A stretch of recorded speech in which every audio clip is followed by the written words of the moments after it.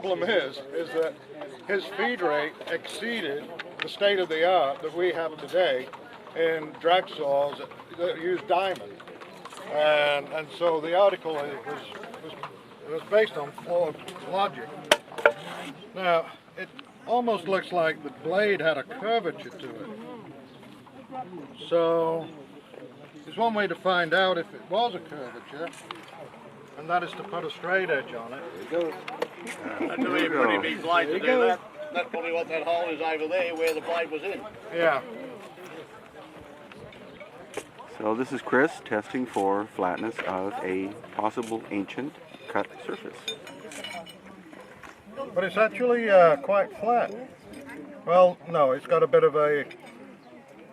The surface comes out here and then it kicks in. You've got two right cuts, in there. 2 different cuts there. Yeah, you've got 2 different cuts. Yeah, it comes down to here. Actually, there's 3. It ends there, then it steps out. There's one there, and then it slips out.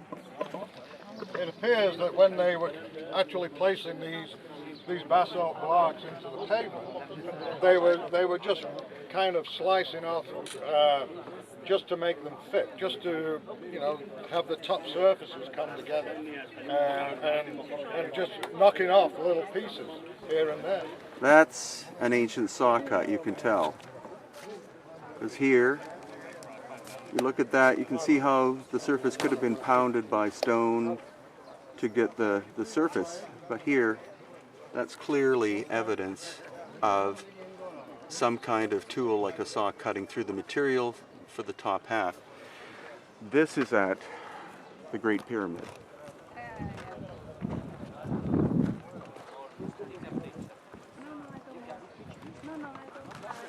And similar to Peru, what we see is different materials,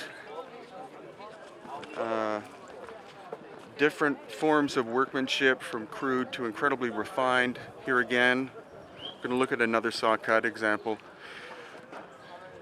But this is, I'm just blown away. This is the Great Pyramid of Gíza. But here, have a look at this. This is an obvious saw cut.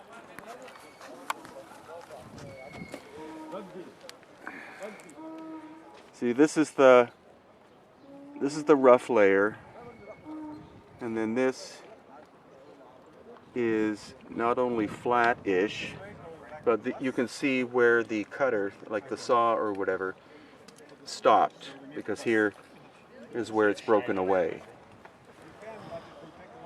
And on this side too. But what blows me away is just the number, the amount of evidence here is nuts. Oh, I know. So this is the Great Pyramid at Gíza. And there, the original, what's left of the original casing stone, you can see right there.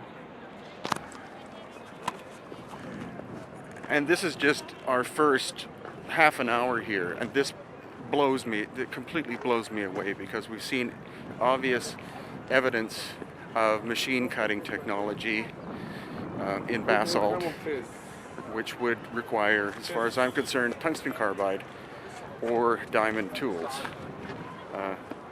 And that's obviously why we're here with Christopher Dunn and Stephen Mailer, because Chris is the expert on technology.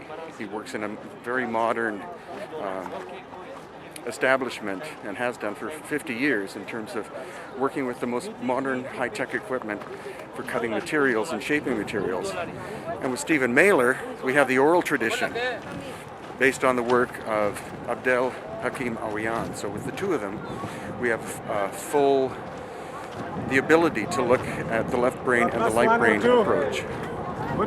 Amazing stuff. I had no idea it would be this incredible.